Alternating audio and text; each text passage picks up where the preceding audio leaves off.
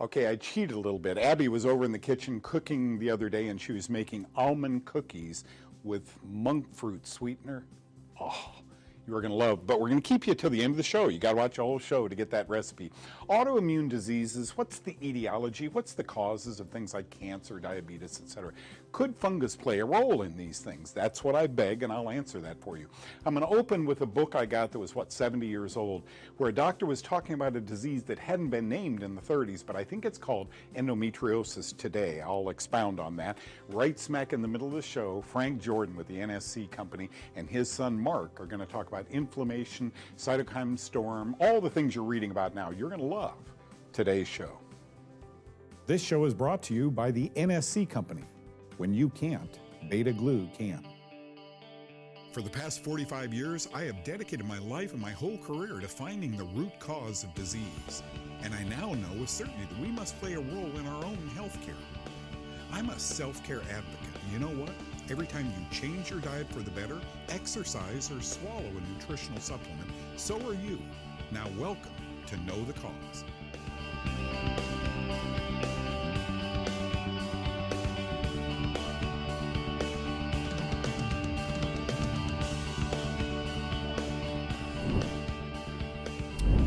You know me, I believe most health conditions are impacted negatively by fungus. Either it's the etiology, the cause, or fungus grows when the immune system is down, etc.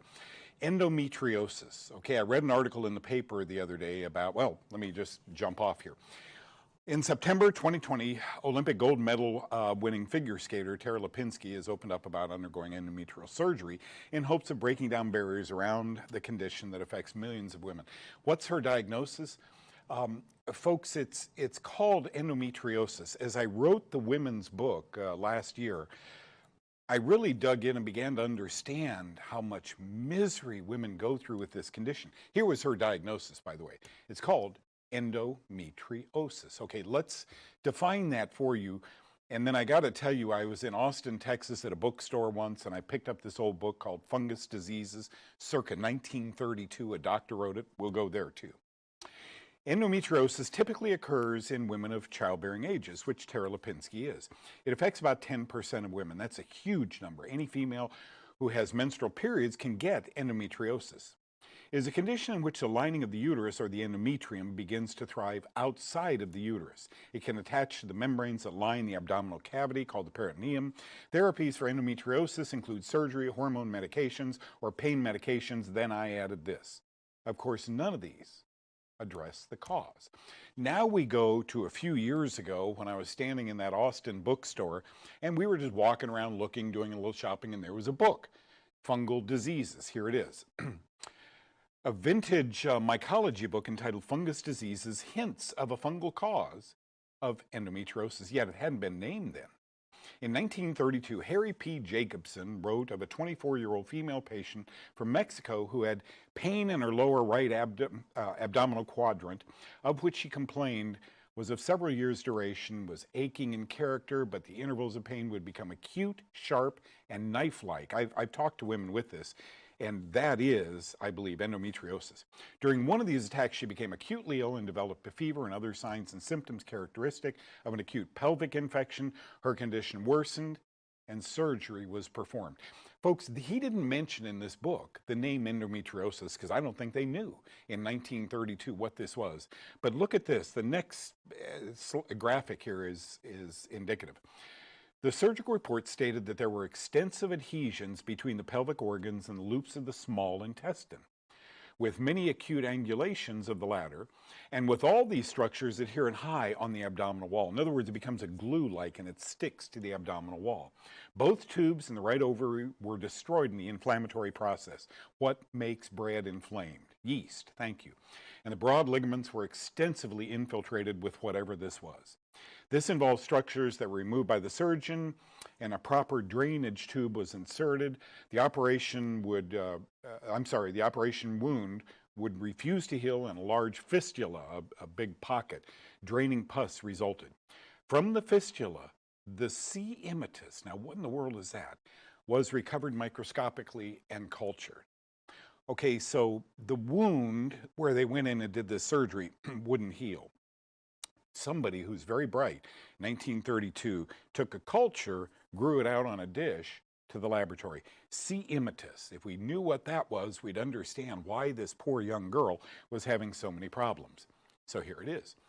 C. immitis is Coccidioides immitis, a fungus that thrives in the soil in western USA and Mexico. It's responsible for what today we call valley fever. After inhaling it, the wind blows spores into our lungs. But this case proves that it can be disseminated throughout any human tissue and cause disease. See, we tend to think that valley fever, Coccidio immitis, valley fever just affects the lungs. And surely it took some soldiers down, military guys in California many years ago. Doesn't that sound exactly like what we call endometriosis today? How did this case resolve? What happened to this 24-year-old woman? And I quote, under treatment with colloidal copper. They didn't have diflucan then. The wound healed completely and the patient made an uneventful recovery. Colloidal silver, colloidal copper, colloidal gold minerals tend to have antimicrobial properties. That's how 70 years ago they helped patients with fungal diseases get better. Sometimes we need to rethink the past, don't we, and look at some of these natural therapies. Hope that helps.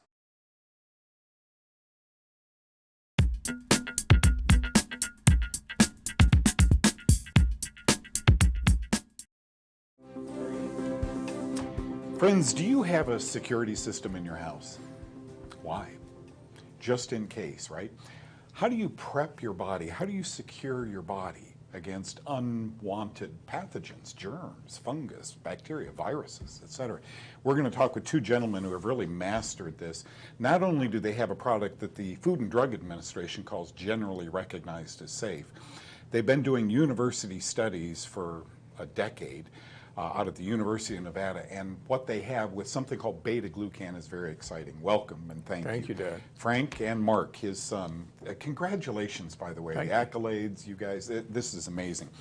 Beta-glucan I've been taking for many, many years for the same reason I have a security system in my house, just in case I'm invaded, right? I prep my body with it, Frank. I want to talk right now about inflammation because it's big. Here's an article in Time magazine 16 years ago that talked about heart disease, et cetera, due to inflammation. And I'm reading more and more about beta-glucan, and this can really help. I wish doctors knew this, and maybe a lot are watching right now.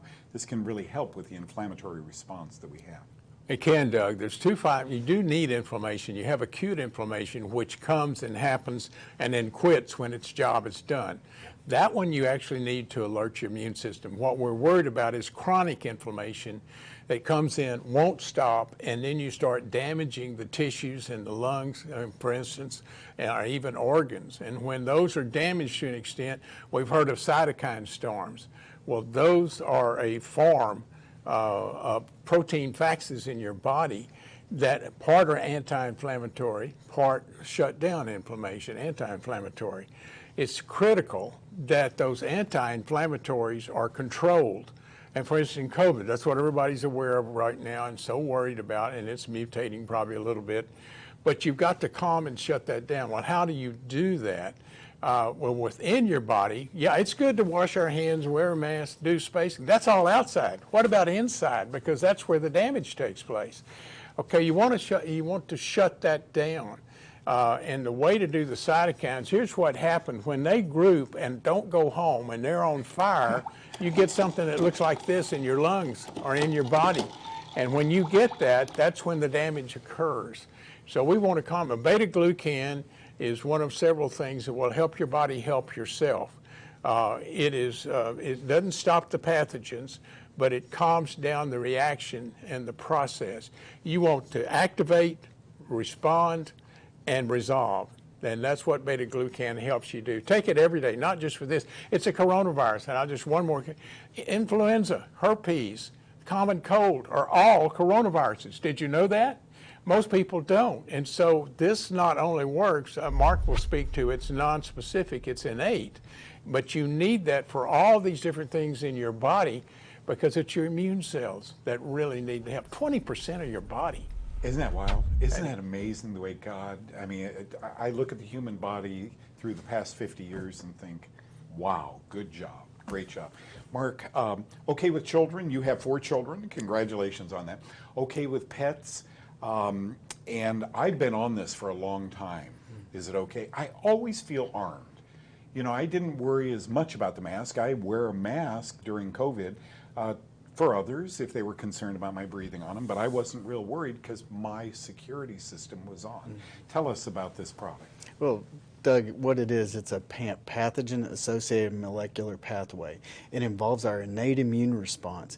It's our quickest developed immune response throughout time that allows us to recognize the things that make us sick. That innate process can amp up our immune response so that we are better equipped not only for the things that are coming in, but also the things that are already pre-existing in our body. So supporting our immune system is key. The blue bottle on the right is the little 3 milligram, very powerful 3 milligram. The other is a 10 milligram. What's the difference? It's the dose response. So whenever you're looking at health maintenance, you know, more like a daily type thing. Otherwise, you're looking at a compromised immune system. So that immune system that's on fire, the NSC 100, which is a 10 milligram, would be a better one. Children, pets, all fair game? All fair game. You can even put it on your plan if you like, but Yeah. typically just support their immune Well, system. we want to say too, we have a brand new website that's great. Makes purchasing so easy, even in these difficult times. nsc24.com. I say need significant care 24 hours a day, but it's really nutritional scientific That's what Connie corporation. says, because when you can. Beta-glucan. I love it. Thank you.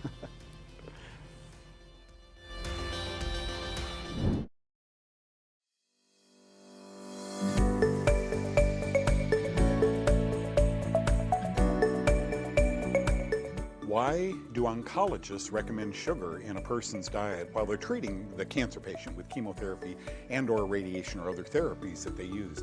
Folks, one of the biggest concerns of oncologists, those who treat cancer, is will my therapies be successful, but will I lose the patient to wasting? Very, very common. As the cancer spreads throughout the body, the patient gets weaker and weaker and weaker as organs are eaten up by this germ or by cancer, whatever it is. And so the oncologists, even while they're doing chemotherapy, recommend soda pop and donuts and so forth, as though that's not the etiology of the cancer. Here's what I want you to understand. Both fungal cells and fungi can cause hepatocellular liver cancer, well documented. And cancer cells thrive on sugar. And so I don't believe oncologists understand this. However, I wish someday they would. I would talk to my oncologists about this. Which cancer therapies do you recommend? Let me go to a naturopathic doctor for my nutritional therapies. They will probably steer you away from the excess sugars and toward really healthy juices, green juices, and so forth. Chlorophyll in green plants is chemoprotective. It protects the human body while on chemotherapy from the ravages of that chemo. Just let that sink in.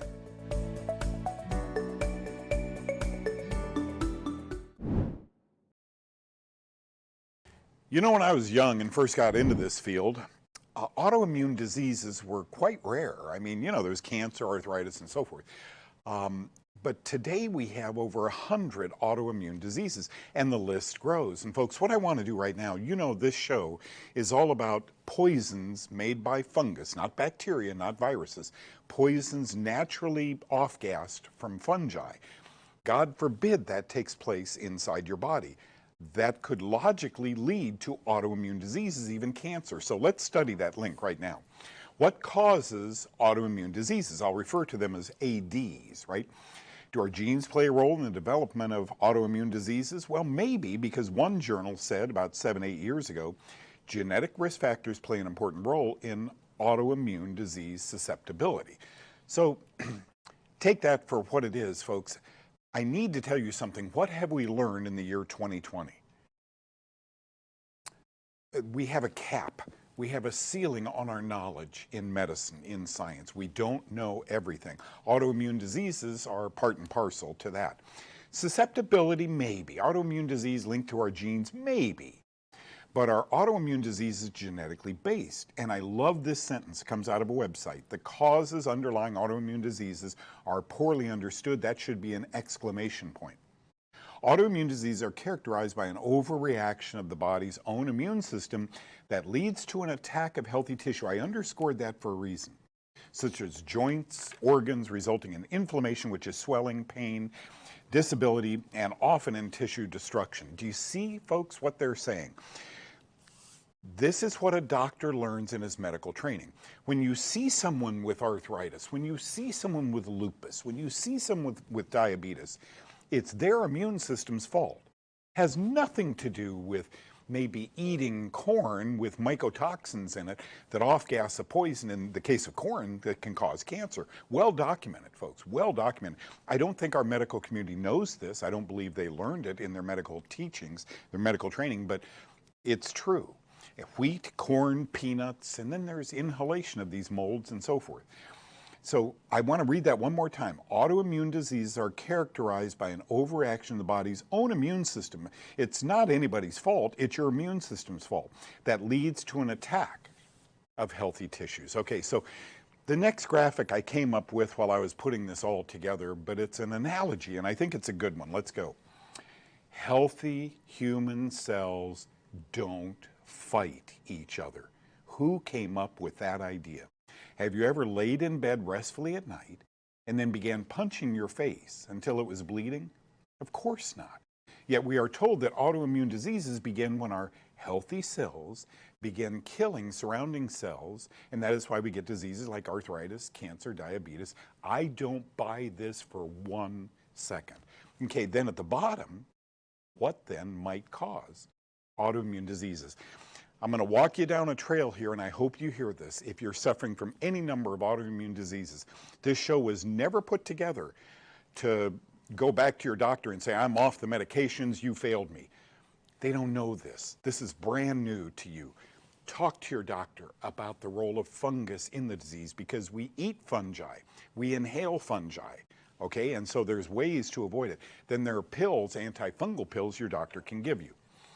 About 300 species of fungi make poisonous byproducts. Each can cause human illness, and certainly some contribute to autoimmune diseases. Here are 14 ways they can harm us. Now, you can play this back. You can see it on our website, knowthecause.com. I talk about this often. If you don't think these ways might lead to autoimmune diseases, then you're not a doctor, okay? Because I don't think doctors know about this. Let's go over it. They're mutagenic. These poisonous byproducts of fungi like Candida and Aspergillus and Penicillium, they cause damage to your genetic material. They're tremorgenic. They cause you tremors and seizures. They cause cancer. They damage your DNA. They cause defects to developing embryos. They're neurotoxic, so they're poisonous to your nerve cells. They're nephrotoxic, poisonous to your kidneys. They're hepatotoxic, poisonous to your liver. They're hemotoxic, like a venomous bite, poisonous to your bloodstream. They're cardiotoxic, poisonous to the heart and blood vessels. Lymphotoxic, your lymph system. Dermatotoxic, your skin. They suppress your immune system, and they disrupt your endocrine system. Folks, I need to tell you that's the very definition of many of these autoimmune diseases. Talk with your doctor. I hope this helps.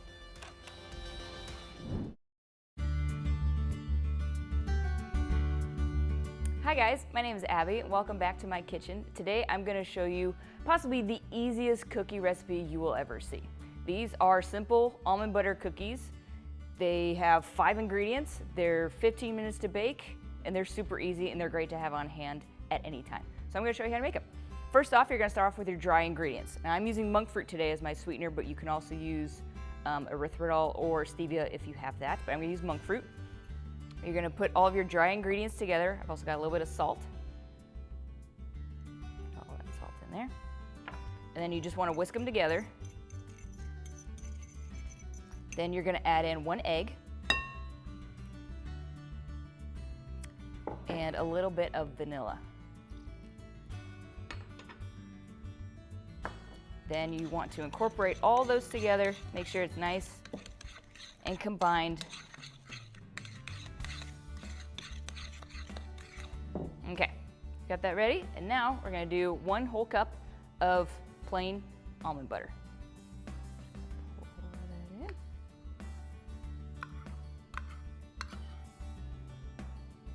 Okay, and now we're just going to mix it together.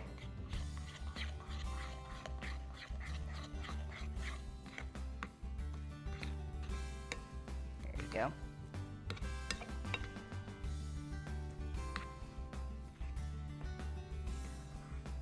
Now that is all mixed together, incorporated, it's a nice, thick, sticky dough. Doesn't really move. Kind of turned into magic right there. So what I'm gonna do, this makes about 15 cookies if you measure it out evenly. So what I wanna do this time is I've got a parchment lined baking pan ready to go, and I've got a little tablespoon measure. I like to take the tablespoon measure out some dough, pull it in your hands, and then because there's no flour or leavening agent or anything like that, these will pretty much not move once you make them. So just, you gotta form them into a little cookie shape. I'm gonna make a few of these. So you just gotta kind of flatten them out just a little bit, because they're pretty much just gonna stay the shape that you make them. Okay, so I'm just gonna make a few of these right here. And then because this is our version of peanut butter cookies, I'm gonna add the little hatch marks, because I like those. Just gonna take a fork, add in those little hatch marks.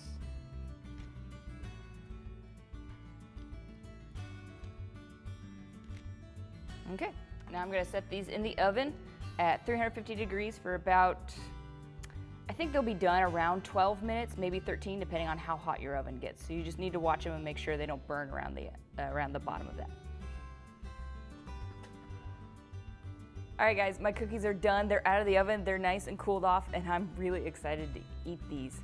Look at them, they're adorable. They look like peanut butter cookies, but they're made from almond butter. They're completely coffin one, and I'm really excited to dig in.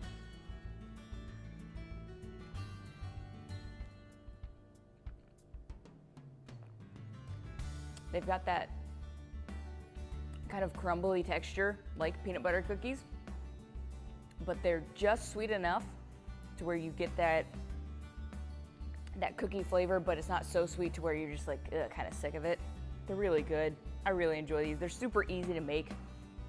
If you can't tell, I've already got a few missing on my plate, so I've already had some. But yeah, definitely try these out. The full recipe is on knowthecause.com. These are also great to add in extra flavors too. If you want to add in chopped nuts or anything like that, you can add stuff on top of it. Go ahead and make these at home. Let me know how you like them. Feel free to add any other kind of flavors that you might want, adding some cinnamon or some pumpkin spice or anything like that. It would be great for fall. But let me know how you like them, and have a great day.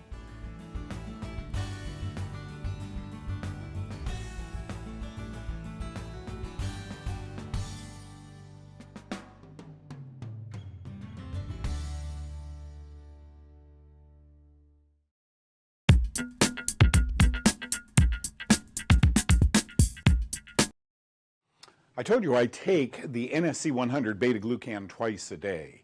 Now you know why, right? You talk about cytokine storms, inflammation, viruses, bacteria, fungi, etc. I take the one on the left, the NSC 100. You can get a free packet of those if you live here in the U.S. Just call them. The one on the right is the 3 milligram. Okay, what did you think of today's show? They hadn't named it. Endometriosis wasn't known in the 1930s. But all the symptoms were in place for that to become a disease, okay?